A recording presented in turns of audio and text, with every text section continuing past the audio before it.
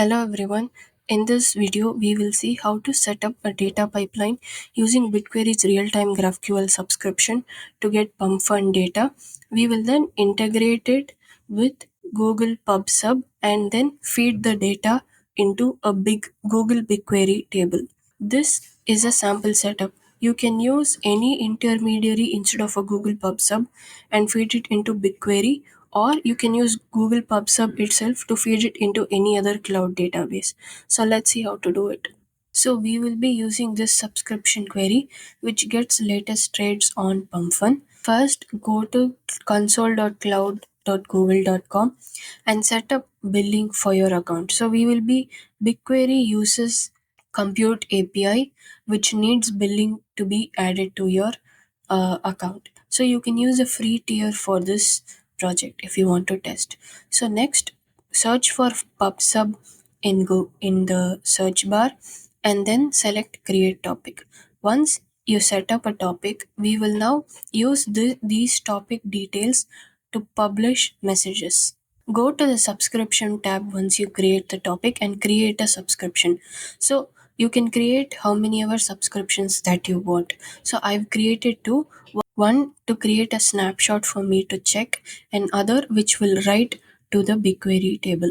Now this is the code that I've written. For this, you need the google.cloud package. Once you install that, you need the Google application credential that you need to download. This will be present as part of your access details, so you will be able to generate a key and download it. Once you have the key details, add those key details. Next, we will create a WebSocket request to query the pump fund data.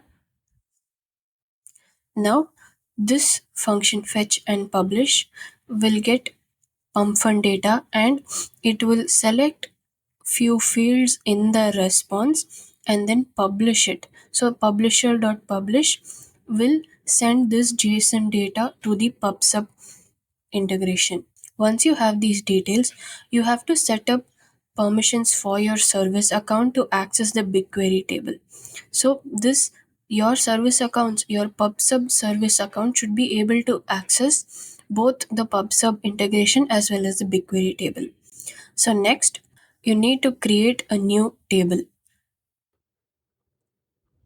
So for example, you can create a table,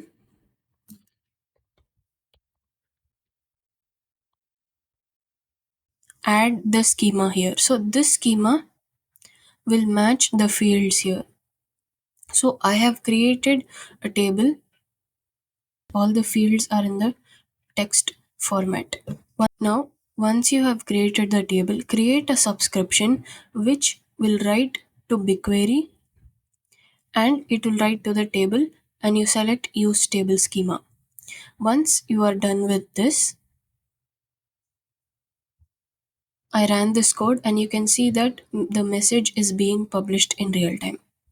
If you want to test if you're getting the latest data correctly in the Google PubSub, create a snapshot.